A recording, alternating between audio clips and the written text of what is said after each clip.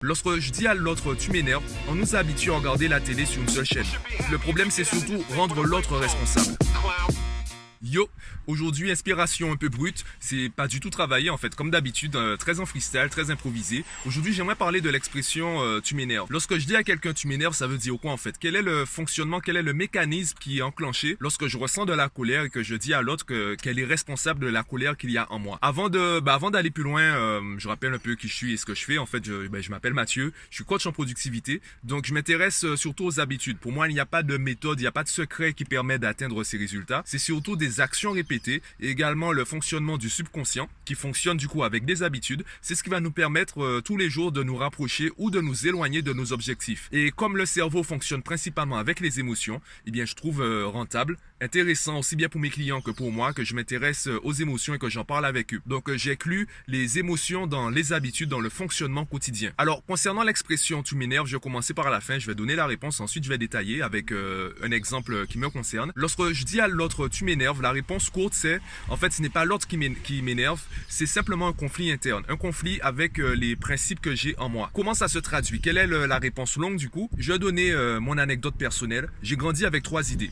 Première idée, il faut travailler dur. Deuxième idée, je peux le faire. J'ai eu la chance de grandir dans une famille qui a développé en moi la confiance en soi. Donc, j'ai toujours pensé que j'étais capable de faire. Sauf que la troisième idée que j'ai développée, c'est je ne mérite pas le résultat. J'ai une estime de soi qui, dans le passé, qui était assez défaillante. Donc, il m'arrivait de saboter mon travail pour allonger la période de travail. Et comme j'étais capable, je me sentais toujours capable de faire plus, eh bien, j'étais dans un cercle vicieux où je travaillais tout le temps pour des résultats qui n'étaient pas à la hauteur de mes attentes. Qu'est-ce qui se passe avec ces 3 principes? Lorsque je rencontre quelqu'un une personne qui doute d'elle, une personne qui manque de confiance en soi, eh bien, cette personne, je vais la comprendre puisque je sais que parfois il m'arrive de douter. Donc, si elle me dit qu'elle est motivée et il lui manque la méthode, eh bien, c'est d'ailleurs pour ça que je suis devenu coach à ce niveau. Cette personne, je vais la comprendre, je vais discuter avec elle, je vais l'écouter et je vais la conseiller, je vais l'aider si évidemment elle me demande mon aide. Donc, je vais l'aider à atteindre son objectif. Par contre, une personne qui n'a pas d'objectif, une personne qui pense ne pas avoir à travailler dur, cette personne en fait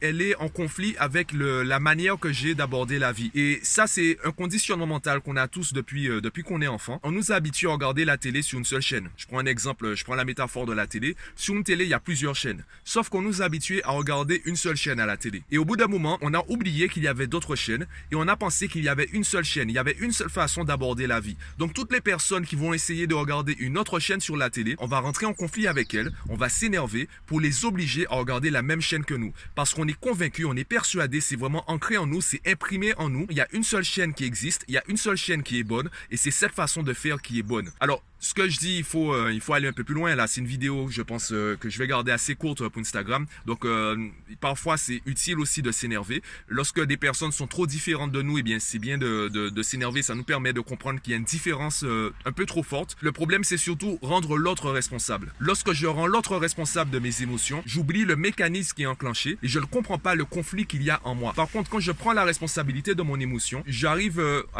pas forcément tout de suite, mais je vais commencer à chercher quel est le mécanisme en moi qui est enclenché, quel est le principe en fait qui rentre en conflit ici, quelle est la différence entre l'autre et moi, quelle est la solution. Alors c'est pas le but de la vidéo, c'est pas il y a plusieurs solutions possibles, il n'y a pas une méthode, comme je disais, le principe c'est de fonctionner avec des habitudes et de trouver ses propres solutions. Moi ce que j'ai trouvé en fait c'est que je m'accorde la liberté.